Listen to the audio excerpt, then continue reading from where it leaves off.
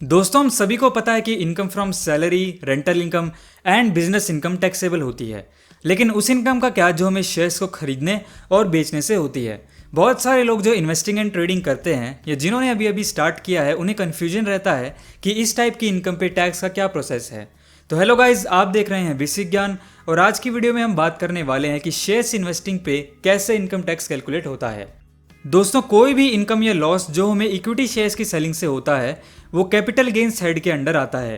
Capital gain दो type का होता है, long term capital gain and losses and short term capital gain and losses.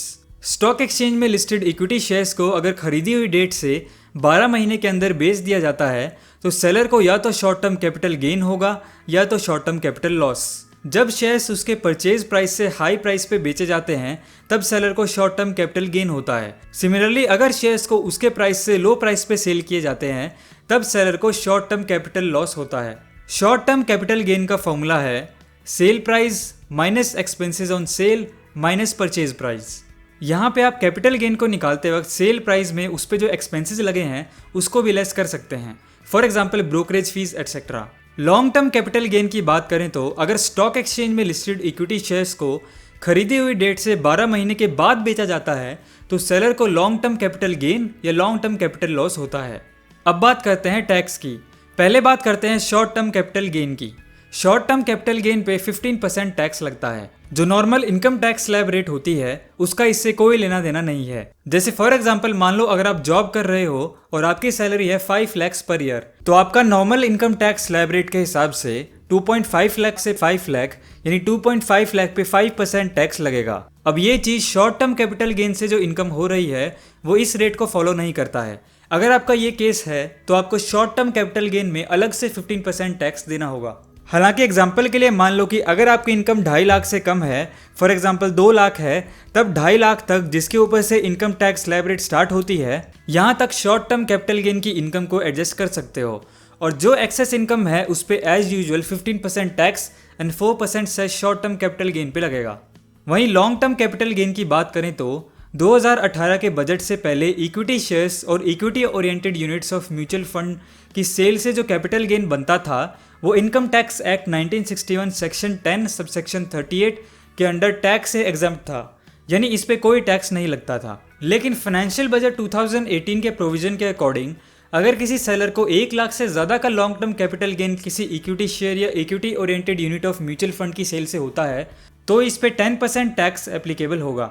अब ये तो हो गई कैपिटल गेन की बात। इसके बाद हम बात करेंगे लॉसेज की कि मान लो अगर हमें शेयर्स में लॉस हो जाता है तो उसका हमें टैक्स में कैसे बेनिफिट ले सकते हैं। चलिए अब बात करते हैं इक्विटी शेयर्स में लॉसेज को कैसे सेट ऑफ किया जाता है। पहले बात करते हैं शॉर्ट टर्म कैपिटल लॉस की।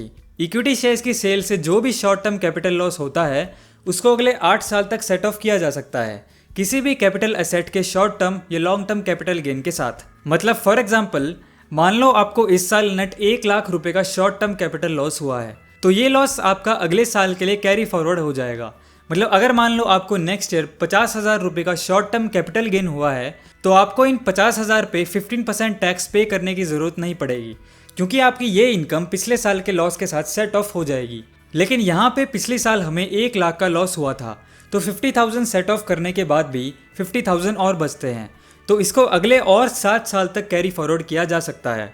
इसमें एक इंपॉर्टेंट चीज़ नोट करने की ये है कि आप लॉसेज को तभी कैरी फॉरवर्ड कर पाएंगे जब आप अपने income tax return due date से पहले फिल करेंगे। चाहे आपकी साल की total income minimum taxable income से कम हो, लॉसेज को कैरी फॉरवर्ड करने के लिए आपको ITR फाइल करना ज़रूरी है।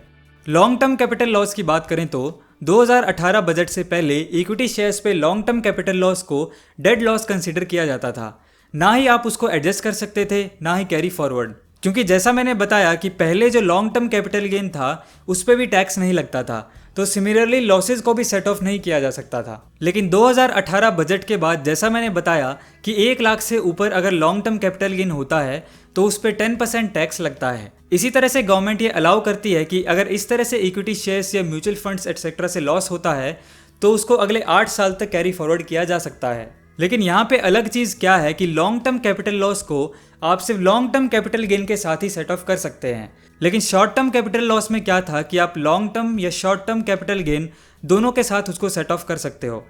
दोस्तों कुछ टैक्स पेयर शेयर्स की सेल से हुए गेन्स एंड लॉसेज को इनकम फ्रॉम बिजनेस के अंडर शो करते हैं और बाकी कैपिटल गेन्स में। इस मैटर पे बहुत डिबेट हुई है कि आपको किस हेड के अंडर इसको शो करना चाहिए। अगर आप सिग्निफिकेंट यानी बहुत ज़्यादा ट्रेडिंग एक्टिविटी करते हैं जैसे इंट्राडे, फ्यूचर्स एंड ऑप्शंस, तो यूजुअली ऐसे इनकम को इनकम फ्रॉम बिजनेस माना जाता है।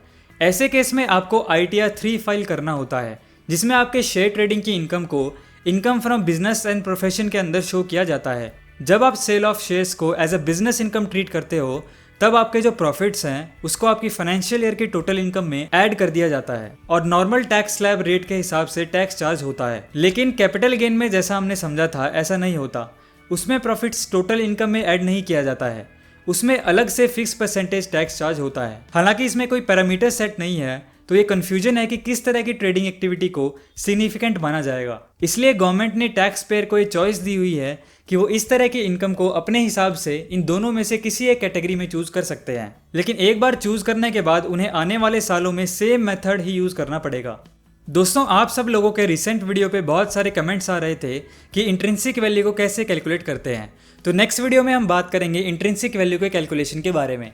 तो अब बेसिक ज्ञान को सब्सक्राइब करके बेल नोटिफिकेशन ऑन कर लें ताकि आपको आने वाली वीडियोस की नोटिफिकेशन मिल जाए और ऐसे ही ज्ञान से भरी वीडियोस के लिए देखते रहिए बेसिक ज्ञान।